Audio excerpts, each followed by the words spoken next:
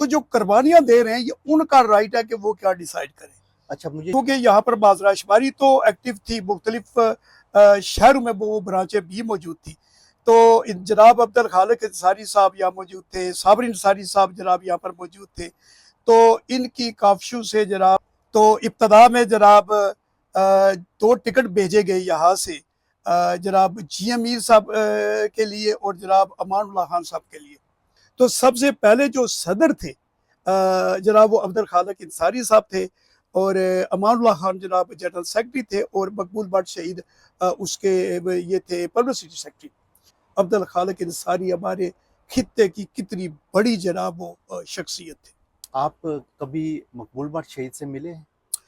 جی اتفاق سے بے شمار دفعہ میں جناب مقبول بٹ شہید کو ملا ہوں، بلکہ ان کے ساتھ ساتھ دیگر قائدین کو بھی اس حوالے سے مجھے زیادہ موقع ملا کہ جب بھی یہ میرپور میں کوئی فنکشن ہوتا تھا تو ہم اپنا گھر جو ہے وہ خالی کر دیتے تھے. اور وہ جو بات کرتے تھے وہ بالکل ٹھوس بنیاد پر کرتے تھے.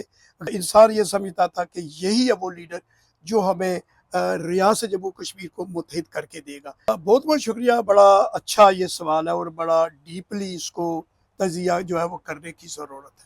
جناب ایک گاؤں کا اگر نمبردار ہے تو وہ پورے سسٹم کو چلا رہا ہے، چونکہ یہ مہاراجہ کے دور میں ایسا ہی تھا. تو یہ ہمارے قائدین بھی جناب انہوں کے ذہنوں میں بھی وہ سوچ جو وہ نمبرداری والی کہ میں اب اور یہ رویہ جو ہے نا اس نے ہمیں بہت زیادہ جو ہے وہ نقصان کیا. آپ کہ میں کسی طریقے سے جناب اس کا صدر بن جاؤں، کنٹرولر بن جاؤں، اور وہ اپنے آئین اور منشور کو جناب آگے لے کے نہیں جاتا. نوجوانوں نے چونکہ ہسٹری سے کوئی سبق نہیں سیکھا. اس دور میں بھی لوگوں چونکہ راج جو ہے وہ شخصی راج تھا، اور لوگ جو وہ یہ سمجھتے تھے کہ اس ریاست میں ہمارا بھی حصہ ہے. ہمارا بھی جو مہاراجہ گلاب سنگھ تھا وہ ریاست کا باشندہ ہی تھا.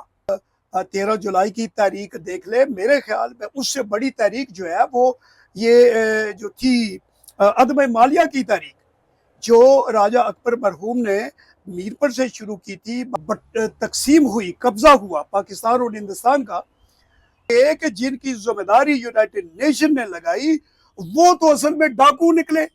یہ تو ہماری ریاست ہے تو مقبوضہ ہوئی، اور جس نے قبضہ کیا اس کے خلاف جدوجہد کرنی ہے، اور ہم پر فرض عائد ہوتا ہے کہ جس نے قبضہ کیا اس کے خلاف آواز بلند کریں، عوام کو اس پر اکٹھا کریں، آر ہو یا پار ہو، ٹھیک ہے، سب کو اکٹھا کر کے اس خونی لکیر کو روند دیں. پہلے تو جو آپ کام کر رہے ہیں یہ بہت نوبل کام ہے. آپ کی طرح جتنے بھی سوشل میڈیا کے دوست ہیں وہ سارے کے سارے یکجا ہو جائیں، اور آج کا اس وقت جو مسئلہ ہے وہ یاسیر ملک کی آزادی کا مسئلہ ہے.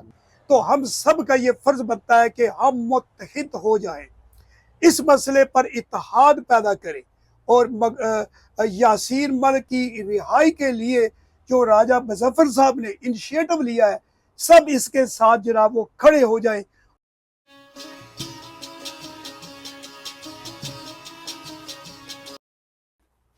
السلام علیکم ناظرین، میں ہوں آپ کا میزبان محمد اورنگزیب، پروگرام پار رنگ کے ساتھ میرے ساتھ آج مہمان شخصیت ہیں جناب مرزا اسلم صاحب. مرزا صاحب تھینک یو سو مچ، آپ نے ٹائم دیا.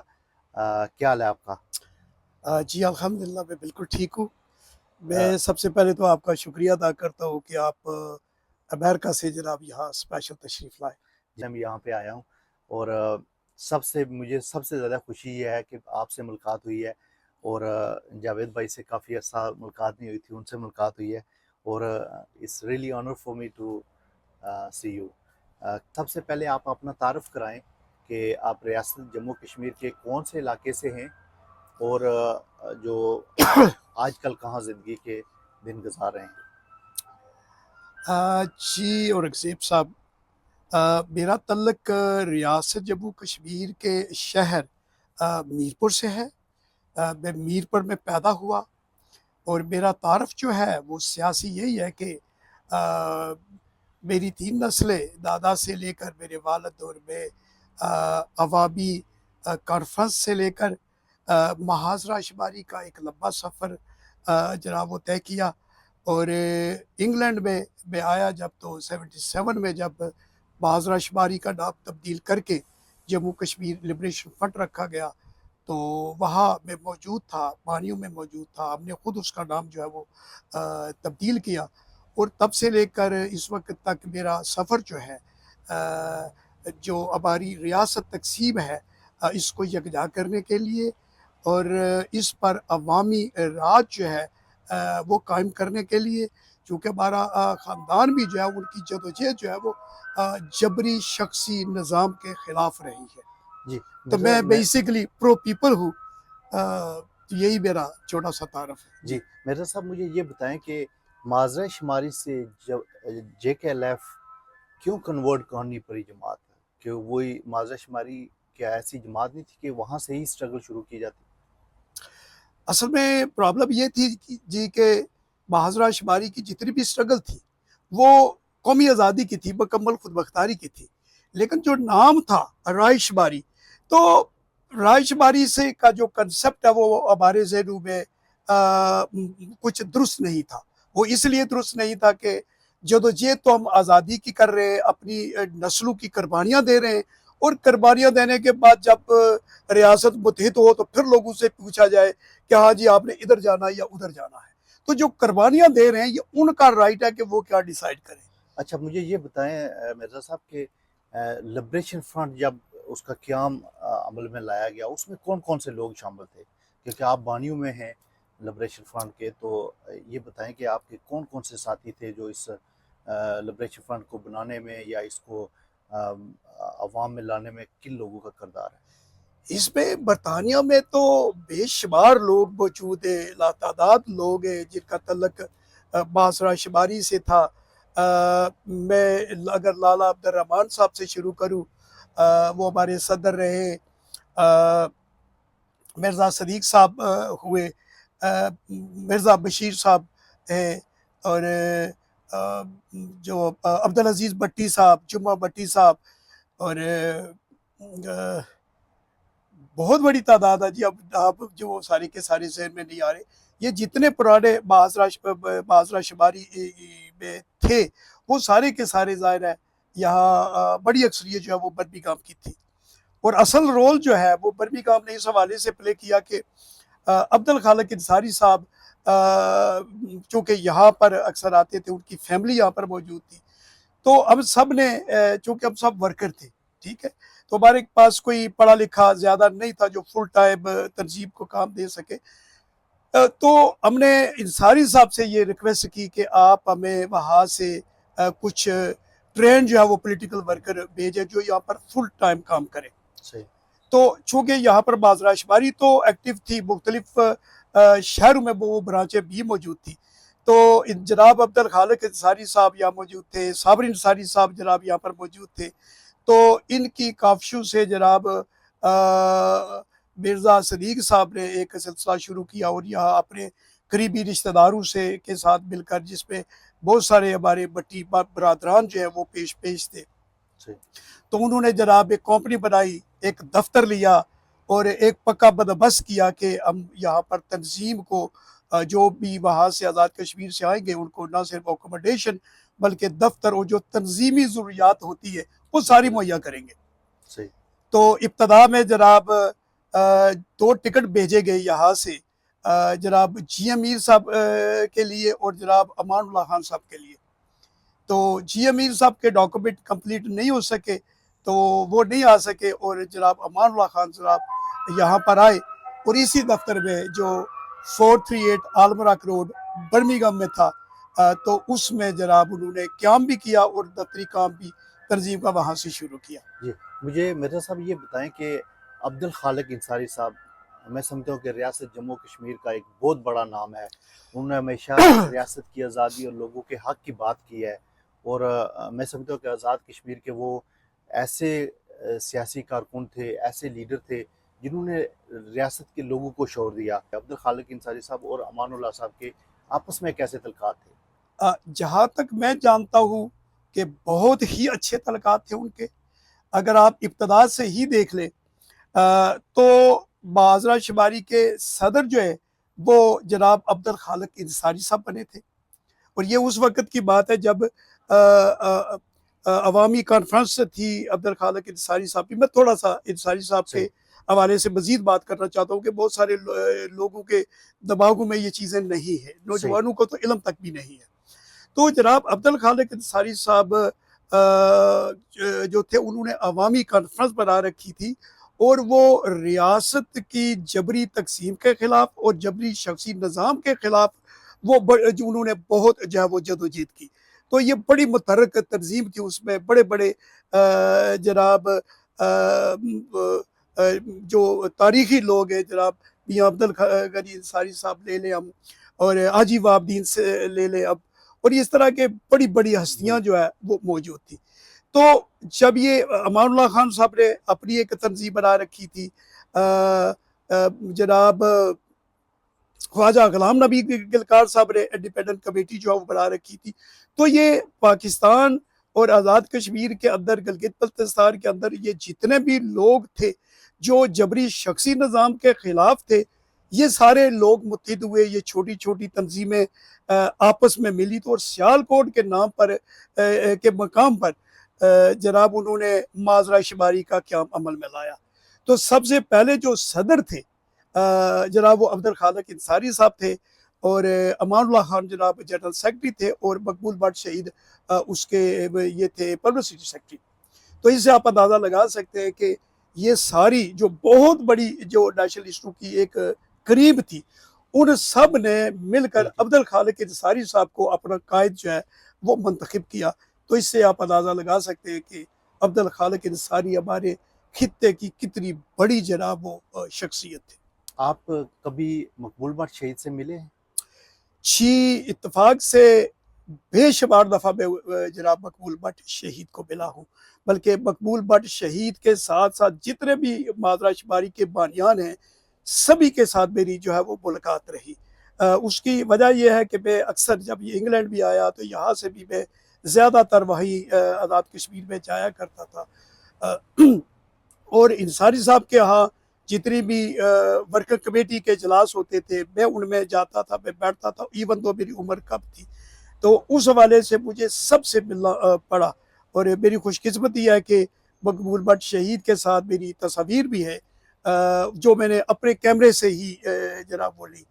تو ملاقاتیں ان کے ساتھ بہت دفعہ ہوئی, بہت دفعہ انہیں سننے کا جناب وہ موقع ملا, بلکہ ان کے ساتھ ساتھ دیگر قائدین کو بھی اس حوالے سے مجھے زیادہ موقع ملا کہ جب بھی یہ میر پر میں کوئی فنکشن ہوتا تھا تو ہم اپنا گھر جو ہے وہ خالی کر دیتے تھے, تو اور مہمانوں کو وہاں پر ٹھہراتے تھے, اور ظاہر ہے مجھے وہاں پر ڈیوٹی بھی دینی پڑتی تھی. تو وہ سبھی جو ہے وہ عظیم رہنماؤں کے ساتھ میں نے بہت وقت گزارا ہے, اور ان سے بہت کچھ سیکھا ہے. اور آج میری جو سوچ ہے یہ سارے انہی قائدین کی سوچ ہی ہے جو میرے ذہن میں تھوڑی تھوڑی جناب باقی ہے. کیسی شخصیت تھی مقبول بٹ شہید کی؟ وہ کیا سخت ان کا جو کیونکہ وہ آزادی پسند تھے, ان کا ایک نظریہ تھا, ان کی جتنی سپیچیں ہم نے سنی ہیں بڑا ان کا دبنگ انداز ہوتا تھا, تو کیسی شخصیت تھی, آپ ان کو کیسے ڈسکرائب کریں گے؟ میں مقبول بٹ شہید کی شخصیت کو اس طریقے سے کروں گا ڈسکرائب کہ وہ بہت ہی دھیمے مزاج کے تھے, لیکن ان کے اندر دماغ کے اندر ایک انقلاب تھا, اور وہ جو بات کرتے تھے وہ بالکل ٹھوس بنیاد پر کرتے تھے, غیر ضروری کوئی لفظ بھی وہ استعمال نہیں کرتے تھے. تو جب وہ ورکنگ کمیٹی کے اجلاس میں بھی بات کرتے تھے تو اتنی ڈپی تلی وہ بات کرتے تھے کہ ہر ایک بندہ جناب وہ ان کے آواز کے سحر میں, الفاظ کے سحر میں جناب وہ مبتلا ہو جاتا تھا کہ ہر چیز جیسے وہ سچائی نظر آتی تھی. تو میں نے جو محسوس کیا ان کی آواز کو, ان کے لہجے کو, ان کے جو باڈی جناب ان کی جو موومنٹ ہوتی تھی, تو وہ ہر ایک بات جناب وہ انسان کے ذہن میں اتر جاتی تھی, اور انسان یہ سمجھتا تھا کہ یہی ہے وہ لیڈر جو ہمیں ریاست جموں کشمیر کو متحد کر کے دے گا, چونکہ ان کے ہر ایک لفظ میں جو ان کا سیاسی فلسفہ تھا وہ اس پر 100% یقین رکھتے تھے, اور وہ پوری اعتماد کے ساتھ جو ہے وہ بات کرتے تھے.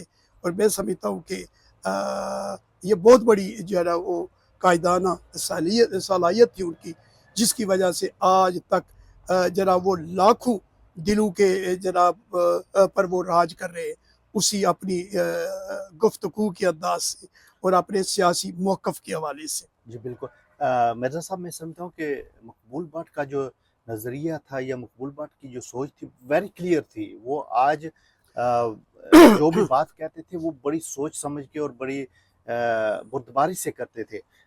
इसी वजह से आज पूरी दुनिया में हज़ारों की तादाद में उनके फॉलोअर हैं और उनकी जो तकरीरें हैं वो हर इंसान जो है ना वो हर कश्मीरी सुनता है। मिर्ज़ा साहब, मुझे ये बताएं कि आप रियासत की आज़ादी के बारे में क्या समझते हैं? आज हमें क्या चीज़ करने की ज़रूरत है और इसमें क्या-क्या खामियाँ आई हैं गुज़श्ता जो जब से ये तहरीक शुरू हुई है, जो आज़ादी की तहरीक थी स्पेशली, उसमें क्या-क्या हमने जो है ना वो गलतियाँ की हैं, जिनको हम दोहराने की ज़रूरत नहीं है हमें, हमें उससे आगे निकल के सोचना चाहिए। वो क्या हम कर सकते हैं जो आज कश्मीरी जो 70 सालों से पिसे जा रहे हैं, उनकी मुश्किलात कम हों या उनके जो मसाइल हैं वो कम हों? बहुत बहुत शुक्रिया, बड़ा अच्छा ये सवाल है और बड़ा डीपली इसको तजिया जो है वो करने की ज़रूरत है। तफसील में तो फिर किसी और वक्त में भी बात करूँगा, लेकिन कोशिश करता हूँ मुख्तसर अल्फाज में इस चीज़ को मैं एड्रेस कर सकूँ।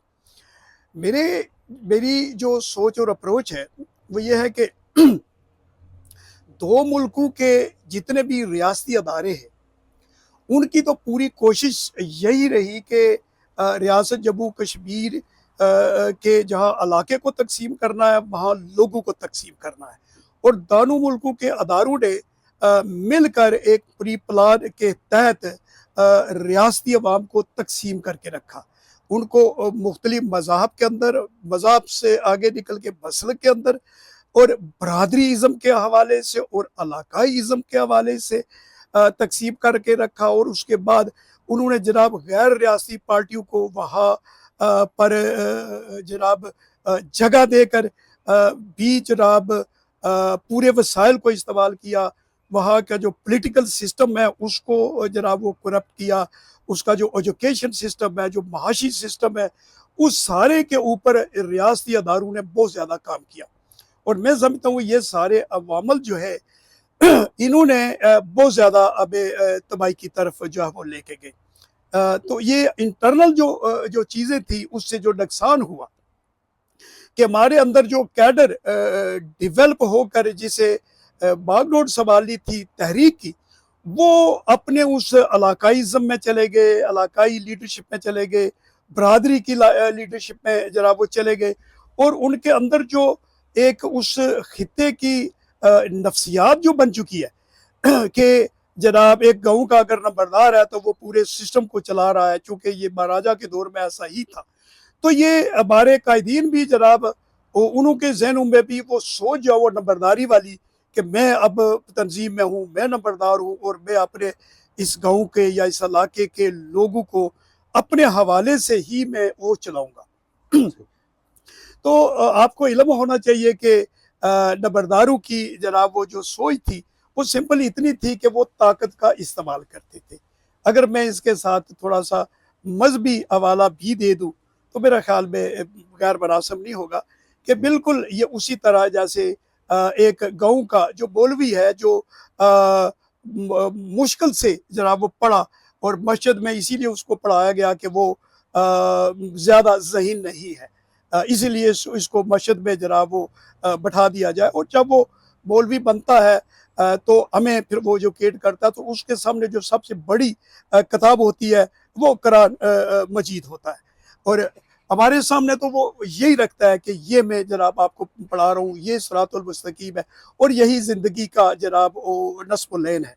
लेकिन उसका मौलवी का जो ज़ाती अमल होता है वो जिस तरीके से उसकी परवरिश हुई है और जो सुनी सुनाई बातों पर वो अमल कर रहा है वही हमें वो बताता है और हम उसी के असर में रह कर जनाब वो मज़हब पर भी प्रैक्टिस करते हैं। बिल्कुल ऐसा ही है कि हमारा जो नुकसान हुआ है वो मुख्तलिफ तंजीमें हैं हमारी रियासत के अंदर आज़ादी पसंदों की, तो उनका कुरान जो है, उनका आइन है जो जिसे मंशूर कहा जाता है और उस मंशूर को इम्प्लीमेंट करने के लिए जनाब एक डिसिप्लिन बनाया जाता है, बॉडीज़ बनाई जाती है, अदारे बनाए जाते हैं। لیکن ہوا یہ ہے بدقسمتی سے کہ جو نبردارانہ سوچ رکھتے ہیں، جن کی سوچ میں یہ ہے کہ میں صدر بن جاؤں تو میں جناب اس ایریے کے اوپر لوگوں کے اوپر میں راج کروں گا، وہ آئین کو تو سامنے رکھتے ہیں لیکن بالکل اسی مولوی کی طرح انہیں اس پہ عمل نہیں کرتے، اس کے منشور پر جناب انہوں نے پڑھا ہی نہیں ہوتا، اس کے بارے میں علم ہی نہیں ہوتا، اور وہ اپنا ایک مائنڈ سیٹ جو ہے وہ اپلائی کر کے نام تو وہ آئین کا دیتے ہیں، منشور کا دیتے ہیں، لیکن بنیادی طور پر وہ اپنا مائنڈ سیٹ جناب وہ چلا کے اسی تنظیم کے اندر ایک گروہ بنا لیتے ہیں، اور اسی گروہ کی بنیاد پر ہی ان کی نمبرداری یا صدارت جو ہے وہ چلتی ہے، اور یہ رویہ جو ہے نا اس نے ہمیں بہت زیادہ جو ہے وہ نقصان کیا۔ آپ کیا سمجھتے ہیں کہ آزادی میں یہ جو جتنی آزادی پسند تنظیمیں ہیں ان میں رکاوٹ کی وجہ یہی ہے کہ یہ وہی نمبرداری نظام جو مہاراجہ کا نظام تھا، یا آج کل جو ریاست جموں کشمیر کے جو پاکستان کے زیر انتظام علاقہ ہے جیسے ایجنسیاں کنٹرول کرتی ہیں، یہ وہی نظام کو ان پارٹیوں میں بھی لے کے آ گئے ہیں؟ کیا یہ بات درست ہے؟ بالکل آپ کی بات درست ہے، اور یہاں میں ایجنسیوں کا رول جو ہے وہ کوئی بہت زیادہ نہیں ہے۔ صحیح، ایجنسیوں کا رول جو ہے وہ اس ماحول کے اوپر تو موجود ہے جو انہوں نے ڈیولپ کیا، جس سے ہماری یہ لیڈرشپ جو ہے یہ امرج ہوئی، جو نفسیاتی طور پر بھی ان کے ذہن جو ہے وہ ڈیولپ ہوئے۔ ایک تو بات یہ ہے، اور یہ ساری تنظیموں کے اندر ایسے ہمارے لوگ موجود ہیں جن کی خواہش یہی ہوتی ہے کہ میں کسی طریقے سے جناب اس کا صدر بن جاؤں، کنٹرولر بن جاؤں، اور وہ اپنے آئین اور منشور کو جناب آگے لے کے نہیں جاتا، چونکہ وہ خود کو اس کے تابع نہیں کرتا، کیونکہ جب تک ہمارا کارکن یا لیڈر اپنے آپ کو اس منشور کے تابع نہیں کرے گا، اس ڈسپلن کے اندر نہیں آئے گا، تو وہ ڈسپلن اس کو تبدیل نہیں کر پائے گا۔ کیونکہ لوگوں کے ذہنوں میں یہ بات آ جاتی ہے کہ میرے ساتھ لوگ ہیں، میری برادری ہے، میرے علاقے کے لوگ ہیں، میرے فین فالور ہیں، تو اس وجہ سے ان میں جیسے لیڈروں میں آ جاتا ہے پراؤڈ، اسی طرح ان لوگوں میں بھی پراؤڈ آ جاتا ہے۔ یہ نقصان کی ایک بڑی وجہ ہے۔ اچھا مرزا صاحب، مجھے یہ بتائیں کہ عوامی حقوق کی تحریک، ویسے تو میں نے جب بچپن سے یہ سنا ہے کہ میرپور میں عوامی حقوق کی تحریک کا آغاز بہت عرصہ 1960 کی دہائی میں ہو چکا تھا۔ آج جو عوامی حقوق کی تحریک، جو لوگوں میں شعور آیا ہے، جو لوگ اپنی ریاست کے لیے بات کرتے ہیں، ریاست کی حاکمیت کی بات کرتے ہیں، ریاست کے وسائل کی بات کرتے ہیں، آپ کیا سمجھتے ہیں کہ یہی لوگوں کی نمائندگی عوامی حقوق کی تحریک کرے گی، یا اس کے لیے کچھ اور ورک کرنے کی ضرورت ہے؟ دیکھیں جی، پہلی تو بات یہ ہے کہ نوجوانوں نے چونکہ ہسٹری سے کوئی سبق نہیں سیکھا۔ صحیح، میں تھوڑی سی اس پر لمبی بات کرنا چاہتا ہوں صحیح، کہ مہاراجہ گلاب سنگھ کے دور سے ہی عوامی حقوق کی تحریک جو ہے وہ جنم لے چکی تھی۔ صحیح، اس دور میں بھی لوگوں، چونکہ راج جو ہے وہ شخصی راج تھا، اور لوگ جو وہ یہ سمجھتے تھے اس ریاست میں ہمارا بھی حصہ ہے، ہمارا بھی رول ہے، ٹھیک ہے جی، اور ہمارے بھی حقوق ہے جو ہمیں ملنا چاہیے۔ صحیح، تو وہ انسانی بنیادی حقوق جو ہیں اس کی تحریک کو تو وہاں سے شروع ہو چکی تھی، اور یہ تسلسل کے ساتھ آگے چلتی آئی۔ یہ شال بافو کی اگر آپ تحریک وہ دیکھ لیں تو وہ کیا تھی؟ وہ یہی تھی نا کہ شال باف جو ہے ان کو ٹائمنگ ان سے بہت زیادہ لی جاتی تھی، تنخواہ ان کی بہت کم تھی، برات ان کو نہ ہونے کے برابر تھی، تو وہاں انہوں نے اپنے حقوق کی جدوجہد جو ہے وہ لڑی، قربانیاں دی، پھانسیاں چڑھے، اور جناب گولیوں سے اڑا دیا گیا۔ تو یہ عوامی حقوق کی تحریک تھی نا۔ اسی طرح آپ آگے چلتے جائیں چلتے جائیں چلتے جائیں، آپ کو مزدور کسان پارٹی ملے گی جس نے عوام کے حقوق کی جناب جو ہے وہ ساری کی ساری وہ بات کی۔ اور پھر اس کے بعد بھی اگر آپ آ جائیں کہ کیا کہتے ہیں اس کو، پارٹیشن کے بعد بھی اب یہ عبد الخالق انصاری صاحب کی تنظیم کو ہی دیکھ لیں، جو عوامی کانفرنس تھی وہ کیا تھی؟ عوامی حقوق کی تحریک تھی۔ تو انہوں نے ہر ایک دور میں وقت کی ضرورت کے مطابق یہ تحریکیں چلتی رہی ہیں، اور اس میں لاتعداد قربانیاں جو ہے وہ موجود ہیں۔ تو میں یہ بلیو کرتا ہوں کہ آج کی یہ جو جوائنٹ عوامی ایکشن کمیٹی ہے، یہ بنیادی طور پر اسی جدوجہد کا ایک تسلسل ہے۔ اگر اس کے پیچھے یہ ساری کی ساری سیاسی جدوجہد نہ ہوتی تو آج عوامی جوائنٹ ایکشن کمیٹی को कोई समझ भी ना पाता। जो हकूक है हमारे बुनियादी हकूक, इसको भी कोई समझ ना पाता। लोग अपने आप को इस एरिया में पाकिस्तानी कहते, उस एरिया में हिंदुस्तानी कहते। तो ये जो हमारा ये जो कंसेप्ट है कि इस तरफ जो वो पाकिस्तान का कब्जा है, उस तरफ हिंदुस्तान का कब्जा है और चाइना का कब्जा है, ये उसी सियासी स्ट्रगल का जो जिसे आप इंसानी बुनियादी हक कहते हैं या अवामी हकूक की तहरीक कहते हैं। अब ये एक बात ज़हन में रखनी चाहिए, जो महाराजा गुलाब सिंह था वो रियासत का बाशिंदा ही था, वो कोई बाहर से नहीं आया था। लेकिन चूंकि अवाम को वो हकूक नहीं मिल रहे थे जो मिलने चाहिए थे, क्योंकि उसका निज़ाम जो है वो शख्सी था, तो उसके खिलाफ जो है जदोजहद जो है वो अवामी हकूक के लिए थी, क्यों नया मुल्क बनाने की नहीं थी। बिल्कुल उसकी ये नहीं था कि ये हिंदू है या ये रियासत का नहीं है, ये तहरीक बिल्कुल भी नहीं थी। ये तहरीक सिर्फ हकूक के लिए थी कि हमें जो सियासी हकूक है वो मिलने चाहिए।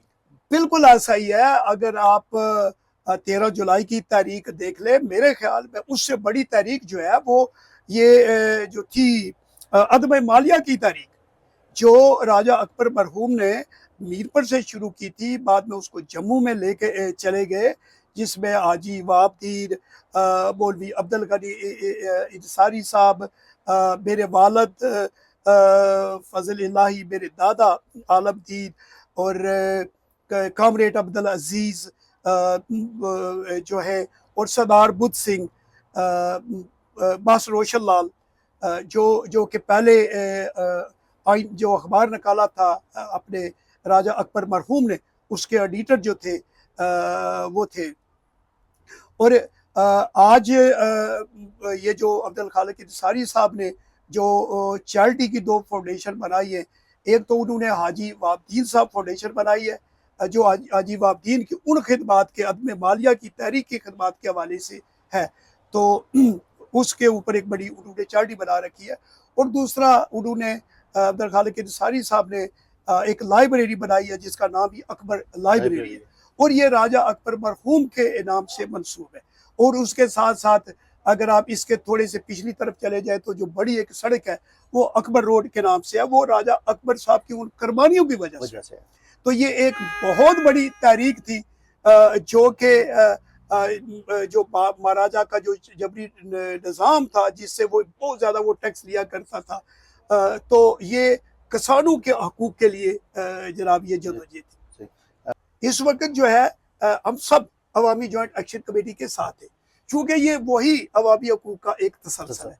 और यही चीज़ आप देखेंगे कि मेरी party Jammu Kashmir liberation front के मेरा ख्याल में 100 के करीब जो नौजवान हैं, उनके ऊपर FIR जनाब हुई है, और उनके ऊपर गद्दारी के मुकदमात है, और बड़े सख्त किस्म के मुकदमात जो है वो फेस कर रहे हैं। तो ये अगर सियासी तंजीमें भी इस तारीख के पीछे ना होती, हमारा सियासी किरदार इन लोगों का ना होता, तो शायद ये अवामी जॉइंट एक्शन कमेटी जो है वो इतनी फाल ना हो सकती। लेकिन आज हमें ये करना चाहिए। मैं आपकी इस चैनल की वसातत से ये कहूँगा कि हम सबको, यानी कि जो भी रियासत जम्मू कश्मीर का बाशिंदा है वो अवामी एक्शन कमेटी का नुमाइंदा है, और उसे अपने अवाम के हकूक़ के लिए उठ खड़ा होना चाहिए, और ये समझ आनी चाहिए कि हकूक़ गज़ब किसने कर रखे हैं और हमने उसको किस तरीके से हासिल करना है। और जब तक हम ये जुड़त पैदा नहीं करेंगे, शायद हमारे लिए ये मुश्किल हो। तो इसको इसके जो चार्टर ऑफ डिमांड है, इसको पूरी जनाब ताकत के साथ इसकी सपोर्ट जो है वो करने की ज़रूरत है। जी बिल्कुल मिर्ज़ा साहब, मैं समझता हूँ कि अवामी हकूक़ की तहरीक इस वक्त वही तहरीक है जो लोगों को हकूक़ दिला सकती है, जो जिनकी डिमांड भी मेरी शौकत मीर साहब से हमेशा बात होती रहती है।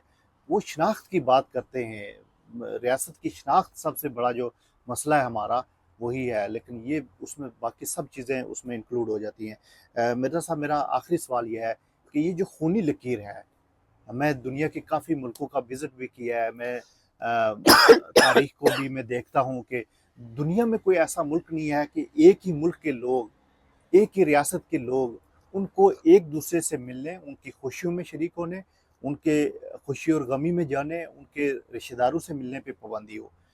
ये रियासत जम्मू कश्मीर का एक جو خونی لکیر ہے اتنا بڑا المیہ ہے کہ ہمیں اس کو پوری دنیا میں اجاگر کرنے کی ضرورت ہے کہ ہمارے ساتھ جو یہ ظلم 70 سالوں سے ہو رہا ہے، ہم اپنے لوگوں سے نہیں مل سکتے، اپنے رشتہ داروں سے نہیں مل سکتے، ہم 1-2 کلومیٹر کے دور فاصلے پہ ہمارے رشتہ دار رہتے ہیں، ہم دور سے دیکھ سکتے ہیں لیکن ان سے مل نہیں سکتے. اس سارے معاملے پہ آپ کیا کہیں گے؟ ہمیں کیا کرنا چاہیے؟ اس میں پہلی چیز تو یہ ہے اورنگزیب صاحب، ہمیں سمجھنے کی ضرورت ہے کہ یہ جب ریاست اگٹھی تھی تو یہاں کوئی سیز فائر لائن یا لائن آف کنٹرول نام کی کوئی چیز نہیں تھی. اور جب یہ تقسیم ہوئی، قبضہ ہوا پاکستان اور ہندوستان کا، تو انہوں نے پھر مل کر اس چیز کو جناب وہ دیوار جو ہے وہ کھڑی کرنے کی کوشش کی. اور جو پہلی سیز فائر انہوں نے کی اس میں بڑا واضح اور بڑا کلیئر ہے کہ ریاست کے عوام جو ہے وہ آر پار آ جا سکیں گے، اور آر پار نہیں آ سکیں گے جو ہندوستان کی افواج یا ہندوستانی لوگ ہیں یا پاکستان کے لوگ یا پاکستانی عوام ہیں. ان کو کوئی حق نہیں ہے کہ اس سیز فائر لائن کو یہ کراس کرے.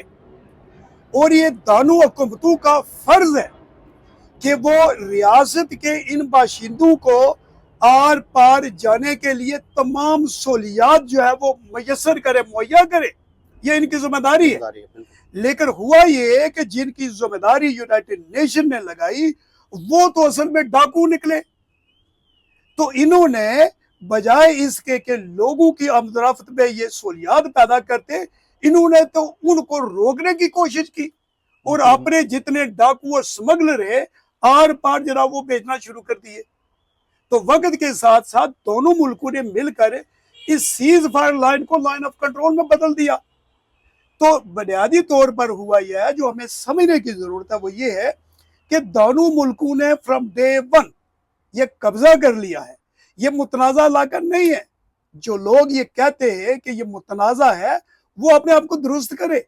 متنازع کا مطلب ہوتا ہے لاوارث، کوئی بھی جا کے وہاں اپنا جھنڈا جو ہے وہ گاڑ سکتا ہے. یہ مقبوضہ علاقہ ہے.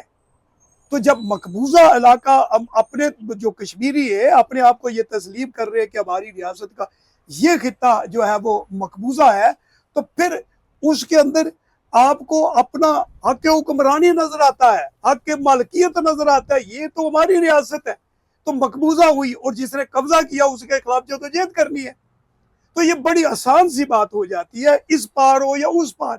ہماری جدوجہد صرف اور صرف یہ بنتی ہے کہ ہم غیر ملکی افواج کو جو کہ انوانٹڈ ہے، وہ ہمارے کہنے پر نہیں آئی، تو ان کو وہاں سے نکال باہر کیا جائے.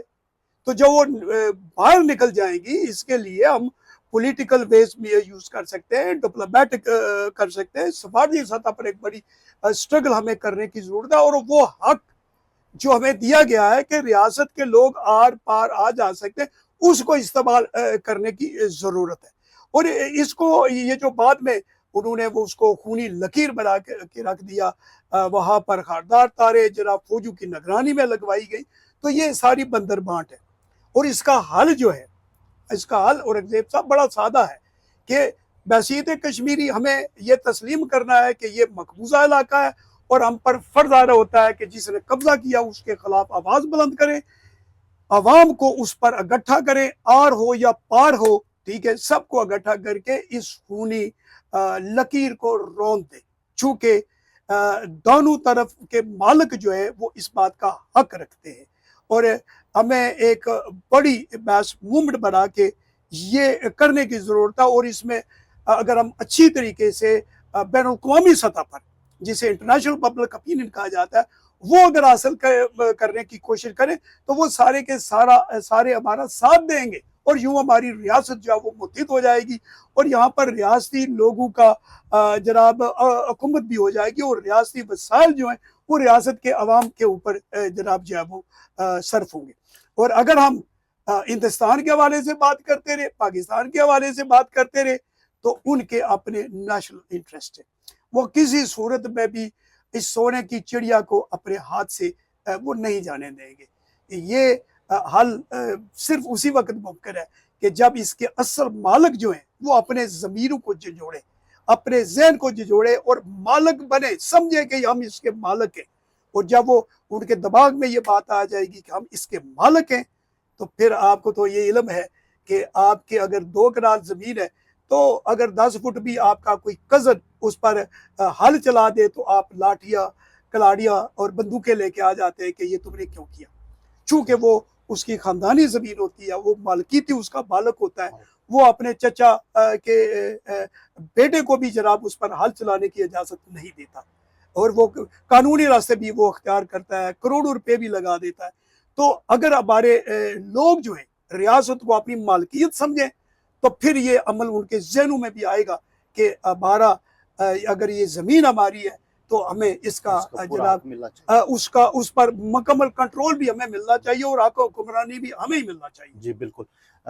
مرزا صاحب، آپ کی باتیں دل تو نہیں کرتا کہ ان کو فنش کریں، لیکن میں ایک بات میں آج سمجھتا ہوں کہ یہ آج کا جو دور ہے اس میں اوورسیز کشمیریوں کا بہت بڑا کردار ہے، اور یہ جو سوشل میڈیا ہے، آج ہماری بات راجوری کا، وادی کا اور گلگت بلتستان کے لوگ بھی سنتے ہیں، جو ہمیں جب مقبول بٹ نے یہ تحریک شروع کی تو اس وقت تو بہت مشکل سے اپنی آواز ایک حصے سے دوسرے حصے تک پہنچانے بہت مشکلات تھی، اور آج ہم یہاں پہ بیٹھے ہوئے انگلینڈ میں بیٹھے ہوئے ہیں لیکن ہمیں وادی کے لوگ سن رہے ہیں، ہمیں گلگت کے لوگ سن رہے ہیں، ہمیں آزاد کشمیر کے لوگ سن رہے ہیں، ہمیں دنیا میں ہر بیٹھا ہوا کشمیری ہمیں سن رہا ہے۔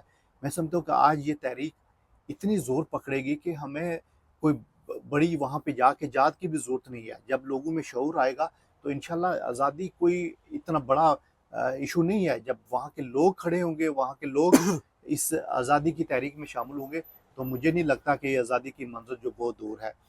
مرزا صاحب، تھینک یو سو مچ، آپ نے ٹائم دیا اور اتنی خوبصورت باتیں تھیں، اتنی زبردست باتیں تھیں کہ میرا دل یہ کرتا تھا کہ یہ پروگرام زیادہ لمبا چلے، لیکن وقت کی جو نزاکت ہے اس کو سمجھتے ہوئے پروگرام ختم کرتے ہیں انشاءاللہ۔ پہلے تو جو آپ کام کر رہے ہیں یہ بہت نوبل کام ہے، آپ کی طرح جتنے بھی سوشل میڈیا کے دوست ہیں وہ سارے کے سارے یکجا ہو جائیں، اور آج کا اس وقت جو مسئلہ ہے وہ یاسیر ملک کی آزادی کا مسئلہ ہے۔ بالکل جس طریقے سے ہندوستان ان کو تختہ دار پر لٹکانا چاہتا ہے، ہم سب کو مل کر بین الاقوامی دنیا کے اوپر بھی ایک اگامہ جو ہے وہ برپا کر دینا چاہیے۔ ہمارے اندر کی وہ کشمیریت جو ہے وہ سامنے آنی چاہیے، اور جو ایک بہت بڑا لیڈر پوری ریاست جموں کشمیر کو یکجا کرنے کی جو پاداش میں تہاڑ جیل میں جناب عمر قید کی سزا کاٹ رہا ہے، اور دشمن اس کو تہاڑ جیل پر مقبول بٹ شہید کی طرح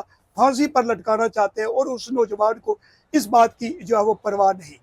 تو ہم سب کا یہ فرض بنتا ہے کہ ہم متحد ہو جائیں، اس مسئلے پر اتحاد پیدا کریں، اور یاسیر ملک کی رہائی کے لیے جو راجہ مظفر صاحب نے انیشیٹو لیا ہے، سب اس کے ساتھ جناب وہ کھڑے ہو جائیں، اور جو بھی ہم سب سے بن پڑتا ہے وہ ہمیں کر گزرنا چاہیے، تاکہ ہم اپنے محبوب قائد کو ہندوستان کے اس تختہ ادار پر جھولنے سے بچا سکیں۔